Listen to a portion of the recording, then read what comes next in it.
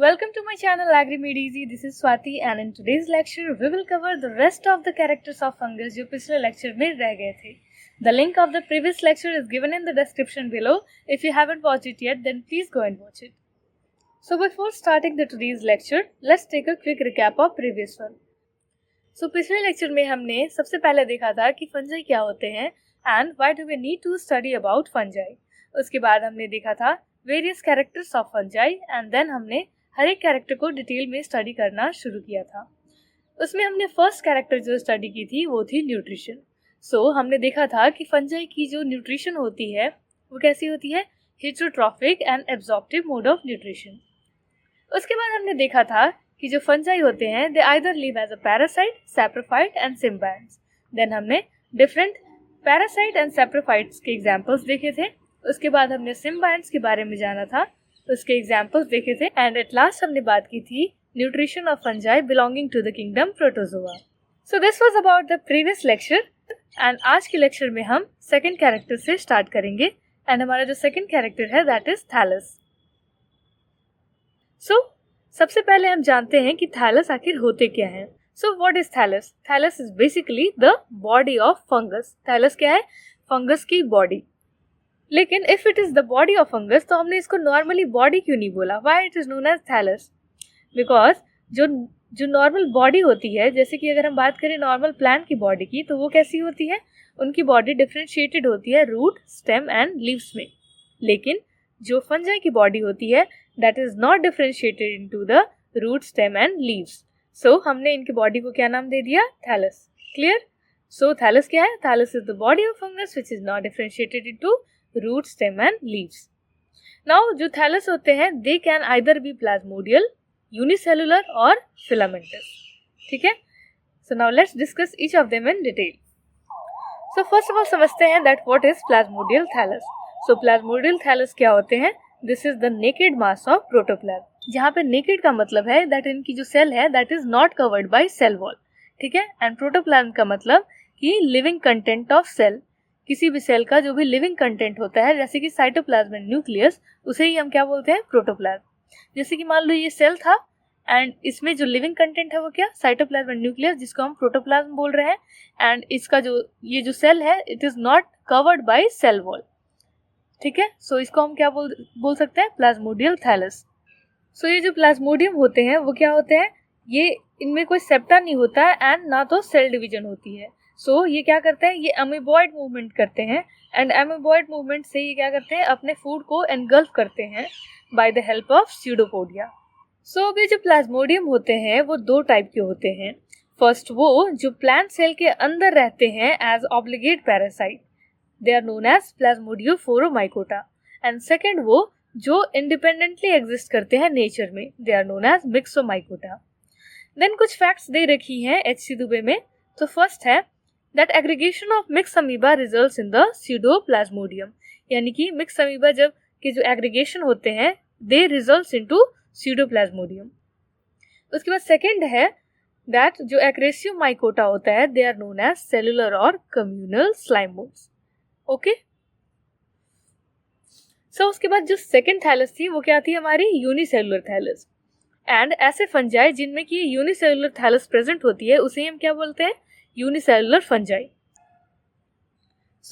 Unicellular fungi का मतलब कि ऐसे फंजाई जिनकी बॉडी सिंगल सेल से बनी होती है and they are not differentiated into root, stem and leaves. ठीक है. एंड इसमें मेनली कौन कौन आते हैं? Yeast and cellular slime moulds. And this fungi mainly reproduces by budding और फिजन. ठीक है. देन थर्ड थैलस थी फिलामेंटस थैलस. थैलस का मतलब तो हमें पता है, बट फिलामेंटस का मतलब क्या है? What is the meaning of filamentous? Filamentous जो वर्ड है उसमें छिपा है एक word that is filament. And filament का मतलब होता है थ्रेड लाइक. ठीक है. फिलामेंटस मीन्स ऐसी बॉडी जो कि थ्रेड लाइक है एंड वो रूट, स्टेम एंड लीव्स में डिफरेंशिएटेड नहीं है, उसे क्या बोलते हैं? Filamentous thallus. ठीक है. एंड ऐसे फंगस जिसमें ये फिलामेंटस थैलस होते हैं they are known as filamentous fungi. Okay, filamentous fungi are those fungi whose body is made up of thread-like structure, and this thread-like structure is known as hyphae. So fungi क्या होते हैं? Fungi are multicellular organisms जिनकी body thread like structure से बनी होती है and इन्हीं thread like structure को हम क्या बोलते हैं? हाइफा और हाइफी। एंड जब यही हाइफा नेटवर्क फॉर्म कर लेते हैं तो उन्हें हम क्या बोल देते हैं? Mycelium. So hypha is the basic unit and when this hypha forms the network then it is known as mycelium. So this is hypha and ये जब नेटवर्क फॉर्म कर लिया देन ये क्या बन गया? माइसीलियम। ठीक है। सो अगर हम सिंपल वर्ड्स में फिलामेंटस फंजाई को डिफाइन करें, so filamentous fungi are those fungi in which the vegetative body is composed of thread like hyphae forming mycelium. Clear? So ये तो हमने बात की हाइफा एंड माइसीलियम की। नाउ लेट्स अंडरस्टैंड कि ये जो हाइफा होते हैं ये ग्रो कैसे करते हैं। सो ये जो हाइफी होते हैं वो ग्रो करते हैं टिप से। सो ये जो हाइफा की ग्रोथ होती है इसमें टोटल 3 फेजेस होते हैं। सबसे पहले क्या होता है? सबसे पहले होता है सेल इनलार्जमेंट, यानी कि सेल इनलार्ज होगी, उसके बाद सेल डिवाइड करेगी एंड देन साइटोप्लाज्म की सिंथेसिस होगी। ठीक है। सो ये देखो ये है स्मॉल हाइफा। सो ये लार्ज जो हाइफा है उसका स्ट्रक्चर। ठीक है। सो ये जो है टिप, यहाँ पे क्या होता है? जोन ऑफ इलोंगेशन है, यानी कि यहाँ यहीं से ये जो हाइफा है वो इलोंगेट होता है। उसके बाद यहाँ ये जो स्ट्रक्चर है ये वैक्यूलेटेड है, यानी कि यहाँ पे इलोंगेशन नहीं होता है, यानी कि this part is incapable of elongation. So ये जो वैक्यूलेटेड पार्ट है भले ही ये इलोंगेशन के लिए केपेबल नहीं है, लेकिन ये क्या करता है? ये हेल्प करता है in the synthesis of cytoplasm. ठीक है। एंड यही जो साइटोप्लाज्म होता है, this cytoplasm is continuously transported to the tip. So क्या होगा कि यहाँ पे साइटोप्लाज्म बनेगा, फिर ये ट्रांसपोर्ट होकर टिप पे जाएगा एंड जैसे ये टिप पे जाएगा तो ये क्या करेगा? पुश करेगा एंड इसकी वजह से क्या होगी? ये हाइफा इलोंगेट होगी एंड इस तरीके से हाइफा ग्रो होती है। ठीक है। So the growing hypha form branches in acropetal order behind the growing apical region. So ये जो हाइफा है ये ग्रो होती है एंड फॉर्म करती है ब्रांचेस, और ब्रांचेस का जो अरेंजमेंट होता है वो कैसे होता है? एक्रोपिटल ऑर्डर में। एक्रोपिटल ऑर्डर का मतलब होता है कि जैसे ये मान लो कि ये ब्रांचेस है, ठीक है। सो ये हाइफा है तो ये ब्रांचेस है, सो ये ऐसे रहेंगी। सो यानी कि जो भी यंगेस्ट ब्रांच होगा वो टॉप पे रहेगा एंड जो ओल्डेस्ट ब्रांच होगी वो लोएस्ट मतलब बॉटम में रहेगी। ठीक है।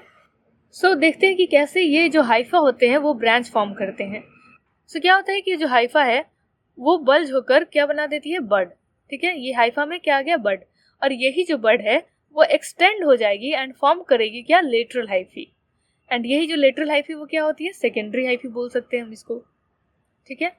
और अगर ये लेटरल हाइफी फिर से यही बल्ज आउट होकर और बड बनाकर और फिर से ये लेटरल हाइफा बनाएगा तो ये क्या इसको बोलेंगे हम? Tertiary hyphae. So secondary hyphae से क्या बना? Tertiary hyphae. ठीक है। सो दिस इज द प्रोसेस जिससे कि हाइफा क्या होते हैं? लेटरल ब्रांचेस फॉर्म करती हैं, यानी कि लेटरल हाइफा यानी कि secondary and tertiary branches form करती हैं। ठीक है। सो उसके बाद है that growth of fungal colony in petri plate can be measured by measuring the radius of fungal colony in petri plate. मतलब कि अगर हमें पेट्री प्लेट में कोई फंगल कॉलोनी है एंड उसकी हमें ग्रोथ मेजर करनी है तो हम कैसे करेंगे? हम उस फंगल कॉलोनी की जो रेडियस होगी उसको मेजर कर लेंगे and in this manner we can measure the growth of the fungal colony in petri plate. So ये तो हमने बात किया कि हाइफा आखिर ग्रो कैसे करते हैं। Now we will see that what are the types of hypha. ठीक है। सो हाइफा के टाइप्स क्या क्या हैं? So there are 2 types of hypha, that is aseptate hyphae and septate hyphae. So ये जो सेप्टेट है इसका मतलब क्या है? सो सेप्टा मीन्स वॉल, यानी कि सेप्टेट हाइफी और दोज हाइफी जिसमें कि वॉल्स प्रेजेंट होते हैं। ठीक है। सो जैसे कि हाइफी है एंड इसमें अगर वॉल्स प्रेजेंट है यानी कि सेप्टा प्रेजेंट है then it will be known as septate hyphae, and अगर इसमें सेप्टा प्रेजेंट नहीं है then it will be known as aseptate hyphae. So aseptate hyphae में क्या होता है? सेप्टा एब्सेंट होता है एंड इसमें जिसकी वजह से क्या होता है? न्यूक्लियस स्कैटर्ड होते हैं साइटोप्लाज्म में, न्यूक्लियस स्कैटर्ड होते हैं साइटोप्लाज्म में एंड मूव करते रहते हैं साइटोप्लाज्म में। ठीक है। सो ये जो सेप्टेट हाइफी है इसमें क्या होता है कि सेप्टा प्रेजेंट होगा एंड ये जो सेप्टा होता है इसको अगर हम जूम करके देखें तो क्या है? ये जो सेप्टा होता है ये परफोरेटेड होता है, यानी कि ये जो सेप्टा होगा उसमें पोर प्रेजेंट होता है जिसकी वजह से क्या होता है कि जो न्यूक्लियस है वो एक चैम्बर से दूसरे चैम्बर में माइग्रेट कर सकता है। ठीक। सो ये तो नॉर्मल सेप्टा है, लेकिन जो बेसिडोमाइकोटा होते हैं उसमें क्या होता है? डोलीपोर सेप्टा होते हैं। ठीक है। सो ये जो सेप्टेट हाइफी है ये किस में मेनली देखा जाता है, हायर फंजाई में, एंड एसेप्टेट हाइफी किस में मेनली देखा जाता है, राइजोपस में। ठीक है, कभी कभी क्या होता है कि यही जो हाइफी होते हैं वो एग्रीगेशन फॉर्म कर लेते हैं और एग्रीगेट होके, एकजुट होके और टिश्यू लाइक स्ट्रक्चर फॉर्म कर लेते हैं, एंड इन्हीं टिश्यू लाइक स्ट्रक्चर को क्या बोलते हैं, प्लेक्टन काइमा। सो ये जो प्लेक्टन काइमा है इनका जो क्रॉस सेक्शन होता है वो किस तरीके का अपीयर होता है, जो हायर प्लांट्स के जो पैरेनकाइमेटस सेल होते हैं उनकी तरह अपीयर होता है। क्योंकि इनका क्रॉस सेक्शन हायर प्लांट के पैरेनकाइमेटस सेल की तरह अपीयर होता है, इसीलिए हम इसे स्यूडो पैरेनकाइमा बोलते हैं। ठीक है, सो ये जो प्लेक्टन काइमा है वो क्या है, दिस आर फंगल टिश्यू। ठीक है, so if this plectenchyma consist of round fungal cells तो हम इसे स्यूडो पैरेनकाइमा बोलेंगे। अगर इन ये जो प्लेक्टन काइमा है this are made up of elongated cells तो हम इसे प्रोजेनकाइमा बोलेंगे। ठीक है, सो ये जो प्लेक्टन काइमा होता है वो मेनली हमें कहाँ देखने को मिलता है, बेसिडोमाइकोटा एंड एस्कोमाइकोटा के फ्रूटिंग बॉडीज में। उसके बाद नेक्स्ट कैरेक्टर है सेल वॉल। सो अगर हम सेल वॉल की बात करें, so if you talk about the kingdom fungi, so kingdom fungi के जो भी मेंबर्स होते हैं उनकी cell wall chitin and beta glucan से बनी होती है, जहाँ पे जो काइटिन होती है that is the polymer of NAG यानी कि एन एसिटाइल ग्लूकोजामीन। जबकि अगर हम किंगडम स्ट्रामनोपिला की बात करें सो इनके जो भी मेंबर्स होते हैं उनकी सेल वॉल सेलुलोज की बनी होती है, यानी कि they don't have chitin and instead of chitin they have cellulosic cell wall. And जो सेलुलोज होता है that is the polymer of beta glucose unit, and ये सेलुलोजिक सेल वॉल और किस में पाया जाता है, प्लांट्स एंड एल्गी में। ठीक है, द नेक्स्ट कैरेक्टर है न्यूक्लियस, एंड जो फंजाई की न्यूक्लियस होती है that is extremely small. And क्या होता है कि न्यूक्लियर डिवीजन के टाइम पे इनकी जो न्यूक्लियर मेम्ब्रेन होती है वो डिसअपीयर नहीं होती है, बल्कि वो क्या होती है, वो कॉन्स्ट्रिक्ट हो जाती है और डम्बल शेप बना लेती है, एंड इसी डिवीजन को क्या बोलते हैं, karyochorisis. Okay, so this was all about the today's lecture. Hope आपको वीडियो अच्छी लगी होगी, and if you like this video then please do like, share and subscribe my channel, and if you have any query regarding this lecture then do write in the comment section, and keep learning with Academy DZ. Bye bye and have a great day.